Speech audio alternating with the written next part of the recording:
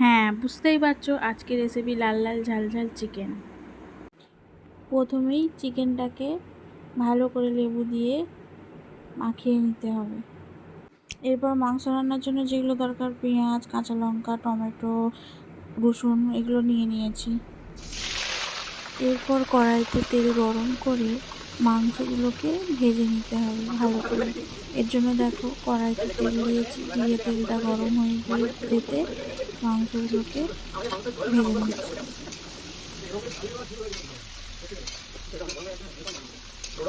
দেখো মাংস ভাজা আমাদের প্রায় হয়ে গিয়েছে। মাংস থেকে কিন্তু অনেক জল বেরিয়েছে। মাংসটা ঢেলে রেখে দিলাম।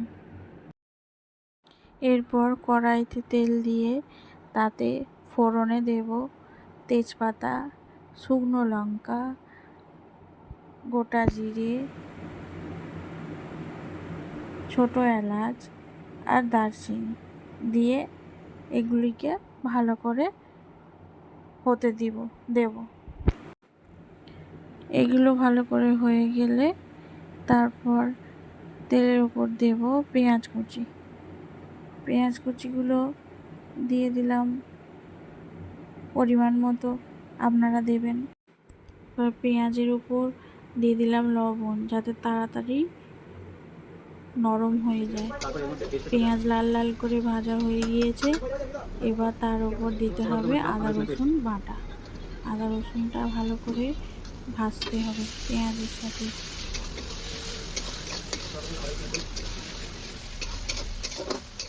পেঁয়াজ, রসুন, আদা ভালো করে ভাজা হয়ে গিয়েছে। তা এরপর দিতে হবে কাঁচা লঙ্কা, টমেটো।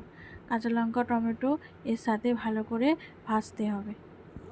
এগুলো ভাজা হয়ে গেলে এরপর এতে মশলা দিতে হবে। আমি নিয়েছি হলুদ গুঁড়ো, লঙ্কা গুঁড়ো, ধনে গুঁড়ো, জিরে গুঁড়ো।